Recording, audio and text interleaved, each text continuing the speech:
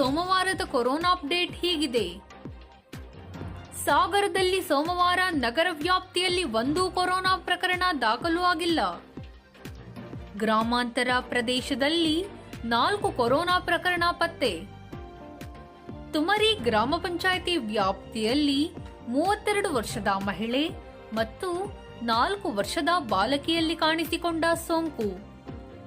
ಜೋಗಾದ 48 ವರ್ಷದ ಪುರುಷನಲ್ಲಿ ಕಾಣಿಸಿಕೊಂಡ ಸೋಂಕು. ತ್ಯಾಗರ್ತಿ ಗ್ರಾಮ ಪಂಚಾಯಿತಿ ವ್ಯಾಪ್ತಿಯಲ್ಲಿ 70 ವರ್ಷದ ಪುರುಷನಲ್ಲಿ ಸೋಂಕು ಪತ್ತೆ. ಸಾಗರ ತಾಲೂಕಿನಲ್ಲಿ ಈತನಕ ದೃಢಪಟ್ಟ ಒಟ್ಟು ಕೊರೋನಾ ಪ್ರಕರಣ 1029. ಸೋಂಕಿನಿಂದ ಗುಣಮುಖರಾಗಿ ಮನೆಗೆ ಬಂದವರು 937.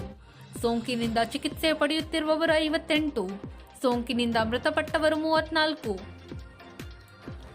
ಸಾಗರದಲ್ಲಿ ಸೋಮವಾರ 80 ರ್ಯಾಪಿಡ್ ಟೆಸ್ಟ್ ನಡೆಸಲಾಗಿದೆ. 91 ಮಾದರಿ ಸಂಗ್ರಹಿಸಿ ಜಿಲ್ಲಾ ಪ್ರಯೋಗಾಲಯಕ್ಕೆ ಕಳಿಸಿದೆ.